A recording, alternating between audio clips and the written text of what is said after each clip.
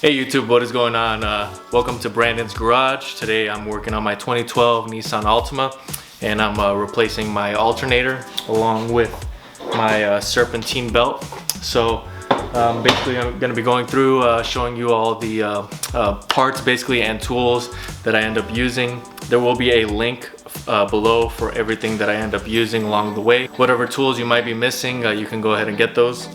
And I hope that this video ends up being helpful to you. So if you have any questions at all, comment below. Or if you tried it the way I did it and it worked out for you, you can also comment that below as well. Also make sure to like and subscribe to this channel. That would be greatly appreciated. So without any further ado, let's get started. Okay, so this is a 5mm hex socket, and this is going to take off your engine cover.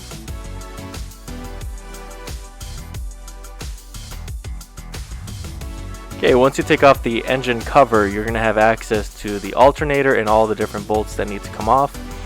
There are two major ones that are on the alternator you're going to want to take off. They are 14mm, and I'm using an impact wrench here because they are fairly difficult to take off.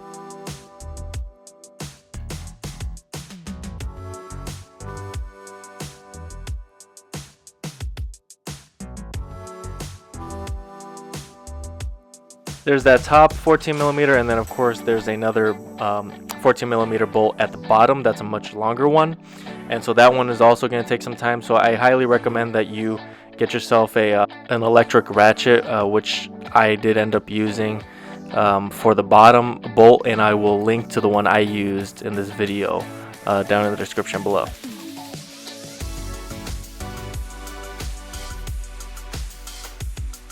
Okay, and what I'm removing here, I believe that's a 12mm, and that is a cable that goes from the alternator to the battery.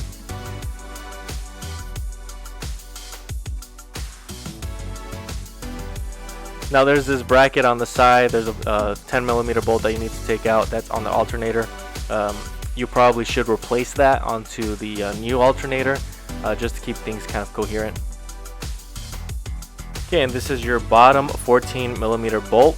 And this might take you a little bit more effort, but just know that you do need to remove this coolant reservoir before you do this.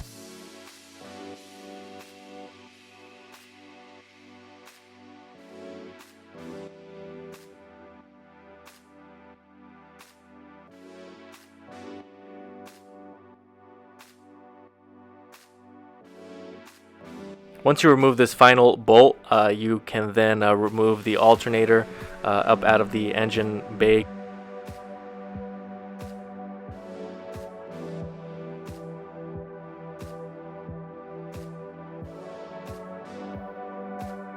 Alright, so now I'm taking off my passenger side front tire. This is a 22mm impact that I'm using.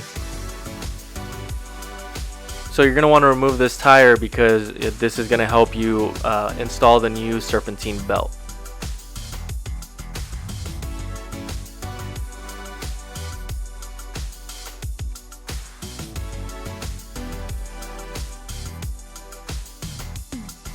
So right here you're going to need a 14mm wrench that you see there. It's attached to the pulley, which is going to release the tension off of the current Serpentine belt.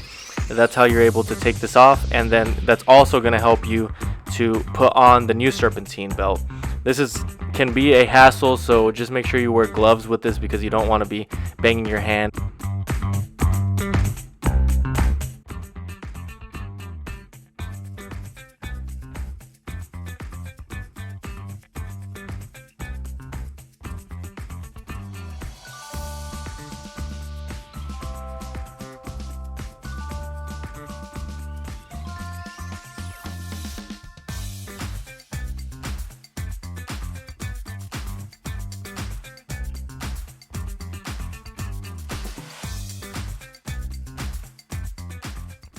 Okay, and there you have the old alternator, and here is the new alternator.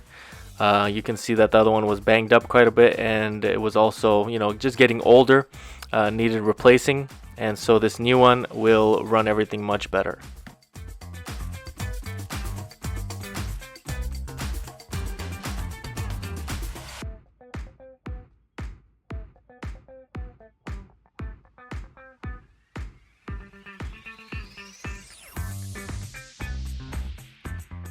Okay, so in here you're going to be installing the 14mm bolts that you removed. Those are the main ones that you want to have everything installed. As far as that, you want the alternator in place before you put on the serpentine belt.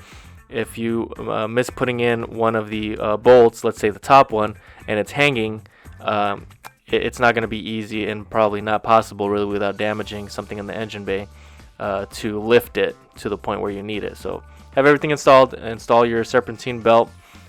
This can be a little tricky, but what I did was I took a picture of how the serpentine belt was before I took it off, and so I referenced that to be able to put it back on.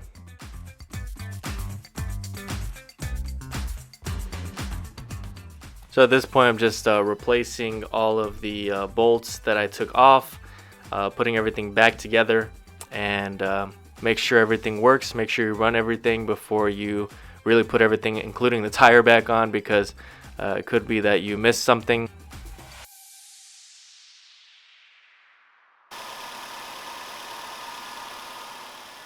Alright, there you have it. You have your new alternator and serpentine belt installed.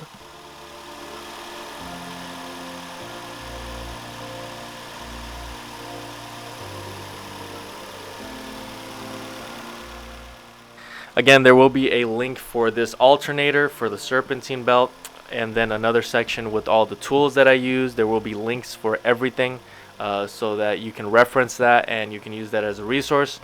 I really hope that this video was helpful to you. If this video was helpful, please make sure to like and subscribe. If you have any questions at all, or if this worked or didn't work for you, make sure to comment that below as well. That's really all I have for today. Thanks so much for watching, and until next time.